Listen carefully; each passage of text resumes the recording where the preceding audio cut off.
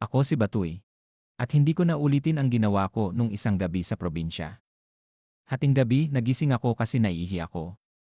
Tahimik ang buong bahay, tapos yung ilaw sa kusina kumikislap-kislap pa. Parang eksena sa horror movie.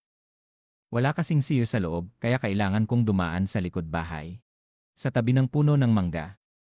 Habang naglalakad ako, may narinig akong kaluskos. Elve! Elve! Lumingon ako. Wala. Pero ramdam ko may sumusunod sakin. Pagdating ko sa puno, biglang may malamig na hangin na dumampi sa batok ko. Tapos may bumulong. Uwi ka na aba. Takbo agad ako pa uwi, nanginginig, pawis. Pagpasok ko sa bahay, na-realize ko. Hindi pala ako naiihi. Nadyarheya pala ako.